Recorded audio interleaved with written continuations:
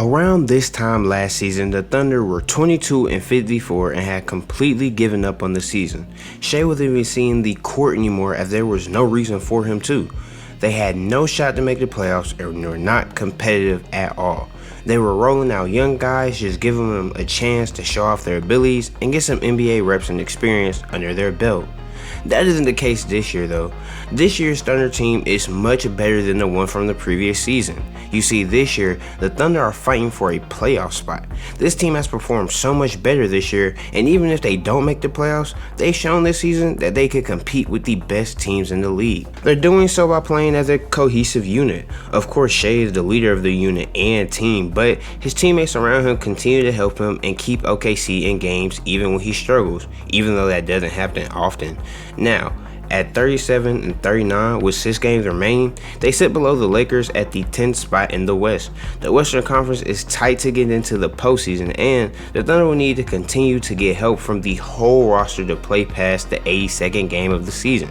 Now, even if they don't make the playoffs, this is still a successful season. The Thunder are finally competitive again, and with the way things are looking, it looks like OKC will be back sooner rather than later. Before the season, everyone was predicting OKC as a lottery team. They were supposed to be a bona fide draft lottery team who wasn't quite ready for the playoffs yet.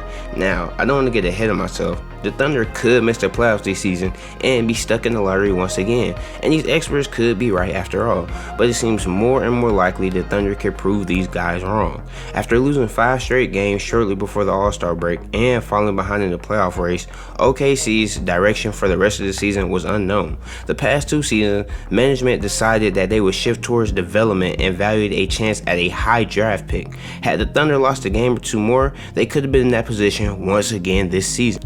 But post All-Star break, the Thunder played their way back into playoff contention, winning 7 of their last 9 games and beating other playoff teams in the process. Instead of shifting towards development, OKC has opted to play out the final stretch, and so far it's paying off.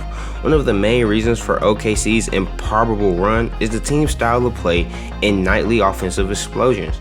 The Thunder's pace of play ranks 2nd in the league, scoring 114.2 points per game. With no real center on the floor most of the time, OKC is simply hard to guard. Since January 1st, the Thunder have the 3rd best net rating in the league.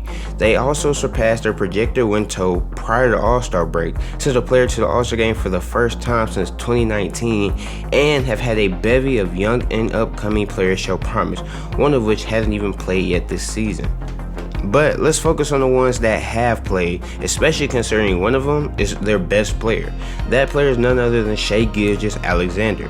He deserves most of the credit for their turnaround this season. The 24-year-old is enjoying the best season of his young career.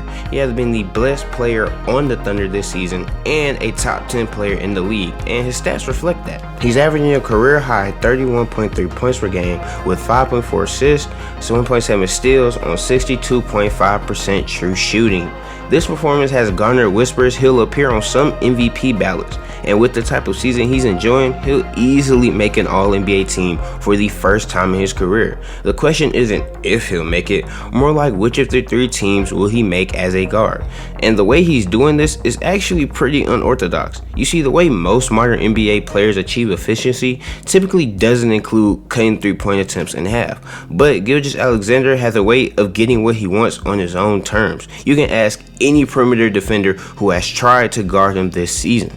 No one in the NBA tops Shai Gilgeous-Alexander's 23.9 drives per game, and Malcolm Brogdon is the only player with a lower turnover rate among those who attempt 15 such plays a game. It's difficult to explain how a player who attempts only 2.5 triples per game gets into the paint so frequently. Everyone knows where SGA wants to go, but he gets there anyway and scores almost every time. Prior to this offensively explosive year, which includes 3 other players doing those same thresholds, there were only 3 30.50% seasons since MJ did in 91-92. They belong to LeBron James, Steph Curry, and Kevin Durant. And if Shai keeps this up, he'll join this team too. Shai isn't the only bright spot on this OKC team though.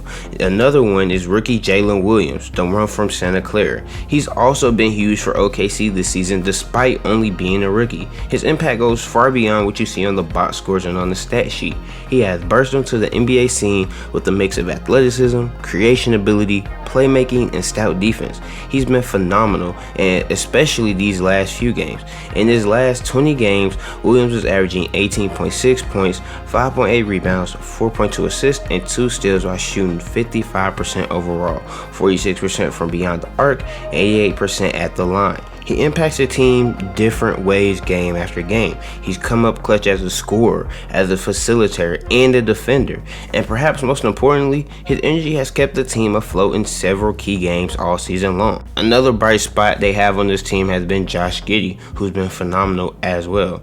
Giddey has taken a huge leap in his second year. As the playoff hunt intensifies for the Thunder, Giddey continues to showcase the offensive juice some scouts failed to envision early on in his NBA career. On the offensive end, he's been great at picking his spots on the court and controlling his aggression. This is probably due to an increase in confidence. His drives per game have increased from his season average of 12 to 14.1 drives in the past few games, which ranks second only behind SGA's.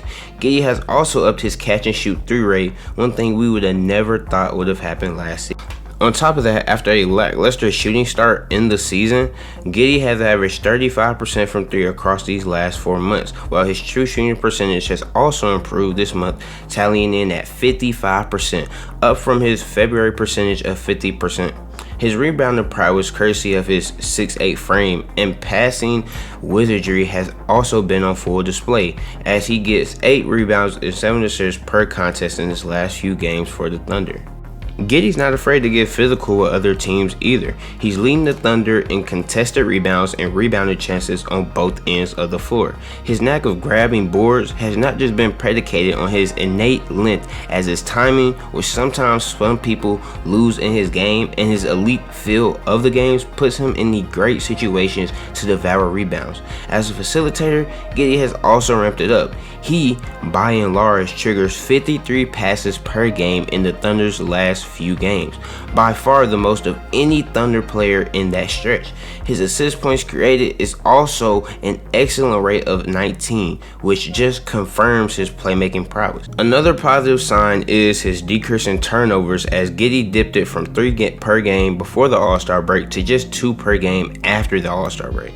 Giddey's offensive strides have been a huge boost in the Thunder's playoff hopes and recent resurgence, and as Shai continues to miss time, he and Jalen are keeping this team steady. Of course, they aren't the only two though. Rookie Jalen Williams has looked promising at times this season. Isaiah Joe is the best 3-point shooter in the entire NBA. Kenrich Williams has been one of the most impactful players on this team, and they've seen flashes from Ousmane Dieng as well. And I know we're talking about him this season, but the most scariest part of this all is the fact that Chet hasn't even played with them yet. And if some of these rumors are true and there's a chance he could make it back with the Thunder just in time for the plan, it's going to get even more scary.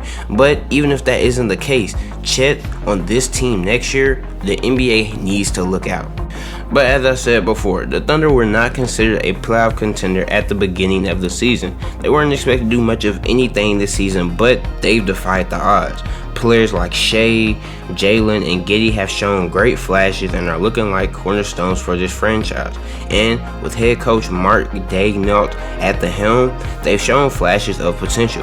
With strong coaching and a talented roster, the Thunder have the potential to surprise many and make a 7-game series or any playing game difficult for any team in the West. This is just my opinion though. Let me know how you feel about the Thunder in the comments. If you like what you heard, make sure you like the video and subscribe to the channel. I've been making videos like this all season long and all postseason long, so you don't want to miss out on that. That's all right now from me, and till next time, peace.